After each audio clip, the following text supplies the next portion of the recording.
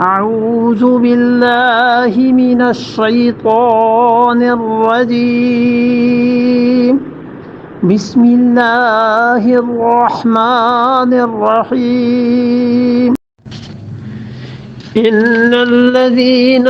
آمنوا وهاجروا وجاهدوا بأموالهم وأنفسهم في سبيل الله والذين آمنوا ونصروا أولئك بعضهم أولياء بعض والذين آمنوا ولم يهاجروا ما لكم من ولاياتهم من شيء حتى يهاجروا وإن تنصروكم في الدين فعليكم النصر إلا على قوم بينكم وبينهم ميثاق واللہ بما تعملون بصیر۔ اور ان میں سے سب سے پہلی جماعت جو مہاجرین صحابہ رضی اللہ عنہم کی تھی،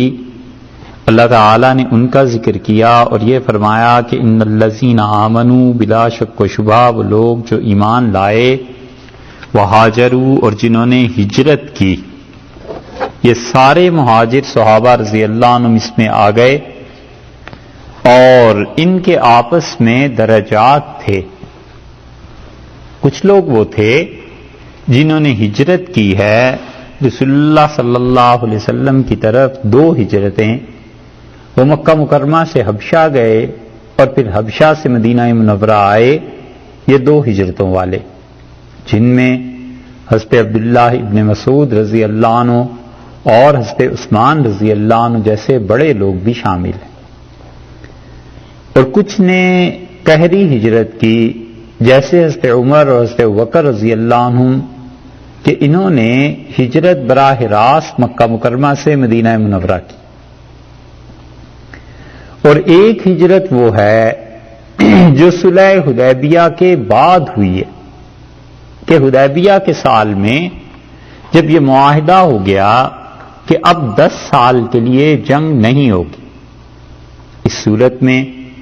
ہم نے بدر کے حالات سنے اور پڑھے ہیں، اب آپ بدر سے آہستہ آہستہ اوپر کی طرف جب چلیں گے زمانے کے اعتبار سے، تو پھر احد ہوئی جس کو سورہ آل عمران میں پڑھا تھا، اور پھر اس کے بعد خندق ہوئی، اور یہ خندق جو ہے 22ویں پارے میں سورہ احزاب میں، پھر یہودیوں کے ساتھ جو کچھ ہوا وہ 28ویں پارے میں، اور پھر اس کے بعد فتح مکہ حدیبیہ اور وہ جو چیزیں ہیں وہ سورہ فتح میں، فتح مکہ، اور پھر اس کے بعد جو غزوہ تبوک ہوا ہے یہ آگے آ رہا ہے سورہ توبہ میں۔ اور رسول اللہ صلی اللہ علیہ وسلم نے حدیبیہ میں جن مشرکین کے ساتھ معاہدے کر لیے تھے، ان مشرکین کا ذکر انشاءاللہ آئندہ نشست میں بالکل سورہ توبہ کے آغاز میں آ جائے گا۔ تو امن جب قائم ہو گیا اور 10 سال کے لیے نہ لڑنے کا معاہدہ ہو گیا، تو اب رسول اللہ صلی اللہ علیہ وسلم نے پوری دنیا میں خطوط لکھے ہیں لوگوں کو، اور سب کو اسلام کی دعوت دی ہے۔ اس سے معلوم ہوتا ہے کہ امن ایسی چیز ہے کہ جس معاشرے میں بھی یہ قائم ہو جائے گا، ہر آدمی کو کام کرنے کا موقع ملے گا۔ اس لیے شریعت بتاتی ہے کہ معاشروں میں جب تک عدل اور امن قائم نہیں ہوتا، بڑے کام ہونا بڑا ہی دشوار ہے۔ اس لیے یہاں پر فرمایا ہے کہ وہ لوگ جو ایمان لائے اور انہوں نے ہجرت کی، اور یہ ہجرت جو حدیبیہ سے پہلے ہوئی ہے، بڑے اکابر صحابہ رضی اللہ عنہ تھے، اور حدیبیہ کے بعد والے بھی بڑے لوگ ہیں، لیکن خود رسول اللہ صلی اللہ علیہ وسلم نے بتایا ہے کہ جو حدیبیہ سے پہلے کے مہاجر تھے وہ زیادہ بڑے درجے کے، اسی لیے خالد ابن ولید رضی اللہ عنہ حدیبیہ کے بعد ہجرت کر کے گئے ہیں۔ اور حضرت صلی اللہ علیہ وسلم نے حضرت عبد الرحمن ابن عوف رضی اللہ عنہ کے متعلق فرمایا تھا، اور خالد رضی اللہ عنہ کو بتایا تھا کہ یہ جو ہیں عبد الرحمن ابن عوف رضی اللہ عنہ یہ تم سے بہت بڑے درجے کے آدمی ہیں، تو یہ ہجرت نے ان چیزوں نے فرق ڈالا، لیکن یہاں پر فرمایا گیا کہ جو بھی ہجرت کر کے آئے ہیں وجاہدوا، اور جہاد کیا انہوں نے باموالہم، اپنے مال کے ساتھ. آ گئی نا وہی بات کہ جہاد جو ہے اس کے بہت سارے شعبے ہیں، اور ان میں سے ایک شعبہ یہ اللہ نے ذکر کر دیا، دیکھ لیجئے، مال کے ساتھ. اور وہ جو جان کے ساتھ ہے جہاد کا شعبہ، اس کا نام کیا ہے؟ قتال. یہ ہے. اسی لیے ایک جگہ حدیث میں یہ بھی آیا ہے، نسائی کی روایت میں، کہ رسول اللہ صلی اللہ علیہ وسلم کافروں کے ساتھ جہاد کرو اپنے مال کے ساتھ، اپنے جسم کے ساتھ، اور اپنی زبانوں کے ساتھ. تو زبان کا جہاد اس زمانے میں ظاہر ہے، کافروں کو جب دعوت دینا ہے، آج بھی گفتگو کرنا ہے، بات چیت کرنی ہے، تو پتہ ہونا چاہیے ان کا دین کیا ہے، اپنا دین کیا ہے. اور اسی زبان میں یہ تحریر بھی ہے کہ تحریر کے ذریعے بھی جہاد ہوتا ہے. انٹرنیٹ پہ، ہمارے زمانے میں کمپیوٹر پہ کافروں کو اسلام کی دعوت دینا، ان سے بات کرنا، اسلام کی حقانیت کو ثابت کرنا، یہ اسی جہاد کا ایک شعبہ ہے. یہاں پر اللہ تعالیٰ نے فرمایا کہ جہاد کرو اموال سے اور اپنے انفسہم، اپنی جانوں سے اللہ کے راہ، جنہوں نے جہاد کیا مال سے اور جانوں سے اللہ کی راہ میں، ایک گروہ ہو گیا. والذین آووا، جنہوں نے انہیں ٹھکانہ دیا. آوو کا مطلب ٹھکانہ دیا. الم یجد کا یتیمن، کیا اللہ نے آپ کو یتیم نہیں پایا؟ فآوا، بس اللہ نے کیا کیا؟ ٹھکانہ دے دیا. تو جنہوں نے مہاجرین کو ٹھکانہ دیا، آوو نصروا، اور اس کے ساتھ انہوں نے ان کی مدد کی، اولئک، یہ لوگ ہیں، بعضهم، ان میں سے بعض، اولیاء بعض، بعض کے دوست. یہ ہو گیا وہ دوسرا گروہ. یہ بتایا انصار صحابہ رضی اللہ عنہم اور ان کے بعد جو مہاجرین جو پہلا گروہ گزرا ہے، یہ سب ایک دوسرے کے دوست ہیں، سب ایک دوسرے کا خیال رکھنے والے ہیں. اللہ نے سب کی تعریف کی اور اللہ تعالیٰ نے سب کے متعلق بتایا ہے کہ خدا کے ہاں ان کا بڑا مقام ہے. اسی لیے رسول اللہ صلی اللہ علیہ وسلم نے صحابہ کرام رضی اللہ عنہ کی عزت، ان کا احترام اور ان کے ساتھ ادب سے پیش آنا، اور ان کی، وہ بھی انسان ہی تھے، ان سے کوئی غلطی ہو گئی، معصوم تو ظاہر ہے نہیں تھے، معصوم تو رسول اللہ صلی اللہ علیہ وسلم ہی تھے آخری، کوئی غلطی ہو گئی ان سے بھی، تو اسے نہ اچھالنا، نہ بیان کرنا، یہ سب چیزیں بتائی ہیں کہ ان کا ادب اور احترام قائم رہے. کیونکہ ان سے اگر اعتماد اٹھ جائے گا تو دین میں کوئی چیز باقی نہیں رہتی. رسول اللہ صلی اللہ علیہ وسلم پہ حرف آتا ہے کہ وہ 23 برس میں اتنے 100 آدمیوں کی بھی تربیت نہیں کر سکے. ہم اب بھی دیکھ لیں، اللہ کو کوئی ایک بندہ کسی جگہ جا کر بیٹھ جاتا ہے، 10-20 سال محنت کرتا ہے، جب اس کی زندگی ختم ہوتی ہے، جنازہ اٹھتا ہے، ہزاروں لوگوں کی اصلاح ہو جاتی، ہزاروں لوگ اللہ کے اچھے بندے بن جاتے ہیں. رسول اللہ صلی اللہ علیہ وسلم کے متعلق یہ کیسے مانا جا سکتا ہے کہ حضرت صلی اللہ علیہ وسلم دنیا سے تشریف لے گئے اور صرف 5-7 آدمی مسلمان تھے والعیاذ باللہ، باقی سب منافق اور مرتد ہو گئے تھے. اس لیے یہ سوچنا چاہیے ان لوگوں کو جن کا تعلق فقہ جعفریہ سے ہے، انہیں چاہیے اپنی کتابیں پڑھیں، کچھ مت سنیں کس کی، اپنی اصل کتابیں پڑھ لیں، اصول کافی پڑھ لیں، ملا یظہرہ الفقیہ ان کی کتاب ہے وہ پڑھ لیں، جو ان کے ہاں صحائے اربعہ کہلاتی ہیں کہ 4 صحیح ترین کتابیں،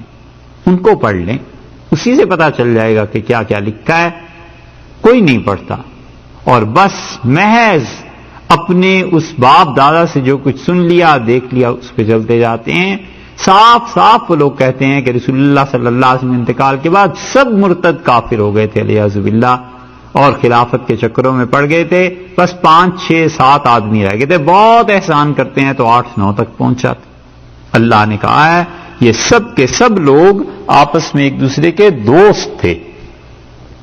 یہاں پر لفظ ارشاد فرمایا ہے اولیاء کا. اس ولایت سے کیا مراد ہے؟ مفسرین کی ایک جماعت اس طرف گئی ہے، بہت بڑا گروہ جمع غفیر کہ یہاں پر مراد وراثت ہے، اور یہ اسلام کے ابتدائی دور میں تھا کہ وراثت میں یہ ایک دوسرے کے وارث ہوتے تھے، اور اللہ تعالی نے فرمایا کہ یہ ایک دوسرے کے وارث ہیں۔ اس اعتبار سے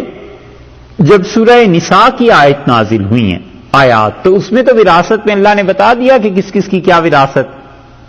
تو ان آیات نے مفسرین کہتے ہیں اس آیت کو منسوخ کر دیا کیونکہ وراثت ختم ہو گئی۔ اور اساتذہ ہمارے یہ کہتے تھے کہ یہاں پر ولایت سے مراد وراثت بھی ہے اور ولایت سے مراد دوستی بھی ہے، تعلق بھی ہے، صرف وراثت ہی نہیں اور چیزیں بھی، کہ ایک دوسرے کا خیال رکھتے ہیں، ایک دوسرے کے معاون ہیں، وہ کہتے ہیں یہی مراد دی جانی چاہیے، اس اعتبار سے یہ آیت منسوخ نہیں ہوتی۔ اب اگر ولایت سے وراثت معلوم ہو گئی، ولایت سے نصرت اور تعاون مراد لے لیا جائے تو پھر کوئی حرج نہیں۔ اللہ تعالیٰ نے فرمایا تیسرا گروہ والذین آمنوا، جو ایمان لائے، ولم یہاجروا، جنہوں نے ہجرت نہیں کی ہے اب تک، کیونکہ ہجرت تھی فرض اس زمانے میں، اور اب بھی ہجرت فرض ہو سکتی ہے اس ملک سے جس ملک میں اسلام پر عمل کرنا، نماز پڑھنا، روزہ رکھنا، اس چیز پہ لوگ سزا دیتے ہوں، گورنمنٹ نہ نماز پڑھنے دے کسی کو، تو ہجرت فرض ہو جائے گی اس پہ بھی۔ لیکن سیکولر گورنمنٹس جو ہیں وہ چونکہ کہتی ہی نہیں ہیں، وہ کہتی ہیں مذہبی طور پہ تم آزاد ہو، جس مذہب پر بھی عمل کرو، اس لیے اب تک تو یہ نوبت نہیں آئی۔ تو اس زمانے میں ہجرت فرض تھی، اس لیے اللہ تعالیٰ نے فرمایا جو لوگ ایمان لائے ہیں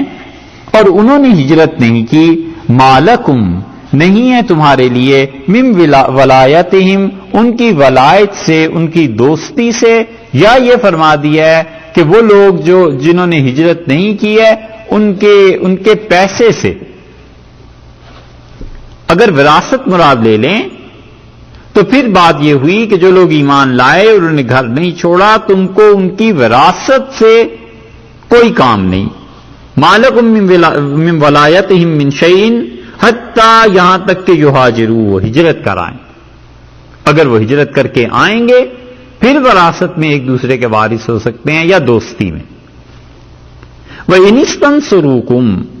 لیکن جو مہاجر ابھی تک نہیں ہیں، مکہ مکرمہ میں ہیں، ہجرت نہیں کر سکتے، تم سے مانگتے ہیں مدد فی الدین، اپنے دین میں، فَعَلَيْكُمُ النَّصْرُ، تو تم ان کی مدد کرو، تمہیں چاہیے کہ ان کی مدد کرو۔ کتنی مدد کریں؟ کیا وہ کافروں کے خلاف کوئی اور بات کرنا چاہتے ہیں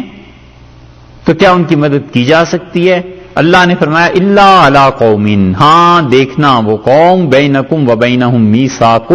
جس قوم کے اور تمہارے درمیان کوئی معاہدہ ہو گیا ہے، اس صورت میں تم مدد نہیں کر سکتے۔ قوموں کے درمیان آپس میں معاہدہ ہو گیا اور اب کچھ لوگ ایسے ہیں جو دین میں مدد چاہتے ہیں، تو اللہ نے فرمایا یہ ہجرت کر کے چلے جائیں، تمہارا ان سے معاہدہ ہو گیا ہے، تم کچھ نہیں کر سکتے اب۔ اور اس کی بڑی واضح مثال حدیبیہ ہے کہ رسول اللہ صلی اللہ علیہ وسلم کے سامنے حضرت ابو جندل رضی اللہ عنہ آ گئے اور ان کے والد کافروں کی طرف سے آئے تھے حضرت سہل رضی اللہ عنہ معاہدہ کرنے، اور ابو جندل نے مسلمانوں کو اپنی بیڑیاں دکھائیں اور انہوں نے کہا دیکھو میرے ساتھ کیا ہو رہا ہے اور میرے والد نے کیسے باندھ دیا ہے، اور رسول اللہ صلی اللہ علیہ وسلم چاہتے تھے کہ جندل کو اپنے پاس بلا لیں، تو ان کے والد نے کہا کہ نہیں ہو سکتا۔ آپ نے فرمایا ابھی تو معاہدہ ہی نہیں لکھا گیا،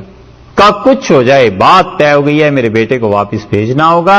اور رسول اللہ صلی اللہ علیہ وسلم نے انہیں واپس بھیجا۔ اب جب معاہدہ ہو گیا دونوں کا آپس میں، اہل مکہ اور اہل مدینہ کا، اور اہل مدینہ نبی کریم صلی اللہ علیہ وسلم سب لوگ مان گئے کہ ہم لوگ کوئی بھی ادھر سے مکہ مکرمہ سے بھاگ کے اگر آئے گا تو اسے واپس پلٹا دیں گے، تو اب یہ دین میں ادھر کے لوگ جو مدد مانگ رہے تھے حضرت ابو جندل رضی اللہ عنہ وغیرہ، حضرت صلی اللہ علیہ وسلم اور صحابہ رضی اللہ عنہ مدد نہیں کر سکتے تھے کیونکہ دونوں کا آپس میں معاہدہ ہو گیا تھا۔ اللہ نے فرمایا ہے کہ وَإِنِ اسْتَنصَرُوكُمْ، اور اگر یہ تم سے مدد مانگے، ان استنصروکم فی الدین، دین کے معاملے میں، فعلیکم النصر، تو تم ان کی مدد کرنا، مگر دیکھو الا علی قوم بینکم و بینہم میثاق، مگر جس قوم کے ساتھ تمہارا معاہدہ ہو چکا ہے امن کا، اطمینان کا، اس صورت میں تم وہاں کے لوگوں کی مدد مت کرو. لمٹس ہیں نا، دیکھا قرآن نے سکھایا. قرآن نے کہا یہ نہیں ہے کہ جہاں بھی اسلام کا نام آ گیا تو تم مدد کے لیے اٹھ کھڑے ہوئے. معاہدوں کو بھی دیکھو، تعلقات کو دیکھو.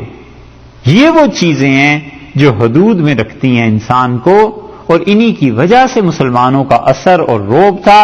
اور اسی وجہ سے جب حدیبیہ کا معاہدہ ٹوٹا ہے تو ابو سفیان رضی اللہ عنہ خود مدینہ منورہ میں آئے کہ کسی طرح اس معاہدے کی تجدید ہو جائے، اور رسول اللہ صلی اللہ علیہ وسلم نے بالکل ان کی بات نہیں سنی، اس پہ یعنی کوئی عمل ہی نہیں کیا، اور معاہدہ توڑ کے یہ خود آئے ہوئے تھے. اللہ تعالیٰ نے فرمایا واللہ بما تعملون بصیر، اور اللہ تعالیٰ دیکھتا ہے جو عمل تم کرتے ہو